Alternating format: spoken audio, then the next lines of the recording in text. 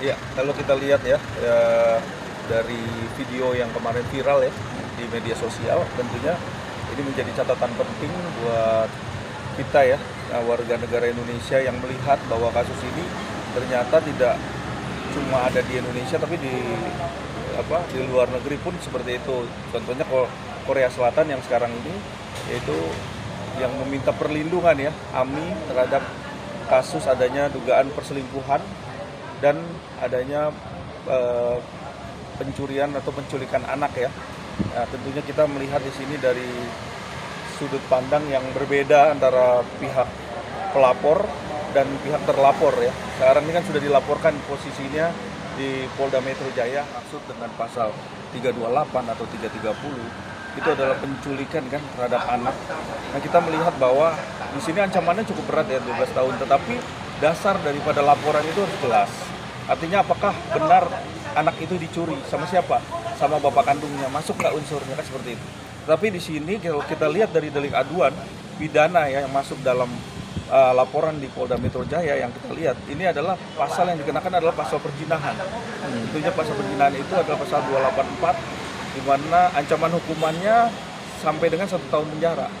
Nah, kalau kita lihat di sini pasal 284 dan pasal Undang-Undang Kesehatan pasal 200 sampai 201 itu adalah yang menghalang-halangi untuk memberikan ASI kepada ibu terhadap anaknya, yang kemudian anaknya dibawa lari kan seperti itu. Mungkin polisi saat ini harus segera menindak atau mengembangkan kasus ini, melakukan penyelidikan secara intensif. Apakah penyebab daripada kasus ini sampai hal seperti ini yang jarang-jarang terjadi? Artinya bahwa pelapor ini tidak cuma membawa kabur suaminya, tetapi anak kandungnya pun dibawa lari. Tentunya di sini kita melihat bahwa apa yang terjadi fenomenal yang cukup dramatis dan sangat sadis ya kalau saya lihat ya, bahwa pelakor ini tidak cuma cukup mengambil suaminya, tapi kok bisa berusaha sampai mengambil anak kandungnya sendiri gitu loh, yang sedang umurnya baru 4 bulan.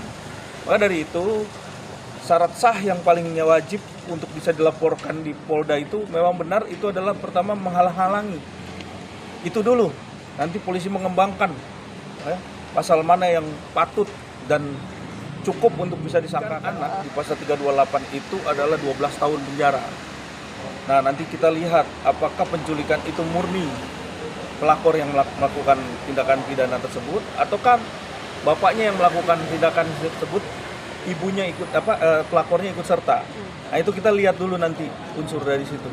Makanya yang terpenting adalah bagaimana proses polisi bisa mengembangkan, menyelidiki tentunya, dan bisa mendalami kasus ini. Sebenarnya ada apa di balik ini semua?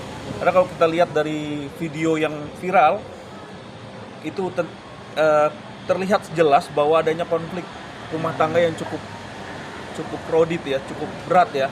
Nah, ini kenapa anak kandungnya yang besar itu begitu ditarik sama ibu kandungnya, itu dia menolak, histeris, bukan malah mau ke ibu kandung tapi malah lari ke bapak.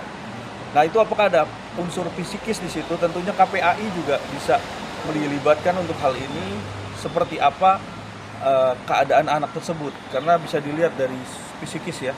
Tentunya dia ada traumatis, ada seperti apa ya, sehingga itu yang harus kita semua dalami ya. Karena kasus ini jarang-jarang terjadi nih, pelakor ngambil suami dan anaknya dan masih 4 bulan ya. Benar-benar luar biasa ya. Locus tempus ya yang ada di kasus ini itu adalah di Indonesia dan melibatkan pun orang Indonesia. Nah, kenapa ya? Tetapi karena orang Korea itu ada di Indonesia, tentunya kita melihat nih cukup unik gitu loh.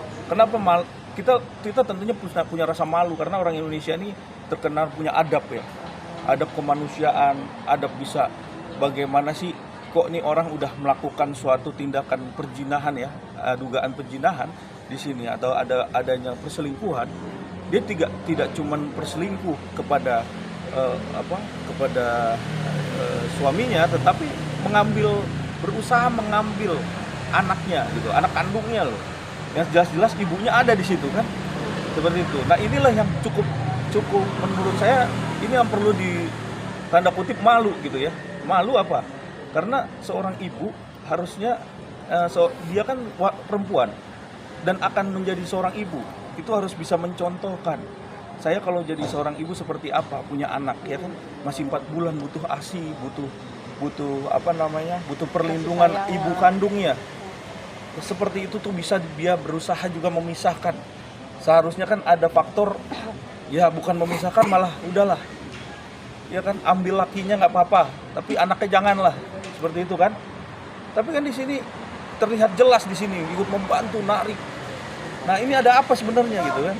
Nah, ini yang harus saya tentunya siap ya untuk bisa mendampingi Ibu Ami untuk masalah pelaporan di Polda Metro Jaya, dan kita siap untuk bisa menyikapi seperti apa sebenarnya keadaan dan kronologis cerita sesungguhnya ya antara dua belah pihak. Tentunya ini pasti ada jalan keluar di dalam kasus ini, dan ini menjadi catatan penting untuk seluruh Indonesia bahwa jarang-jarang nih ada yang terjadi seperti ini ya. Seperti itu.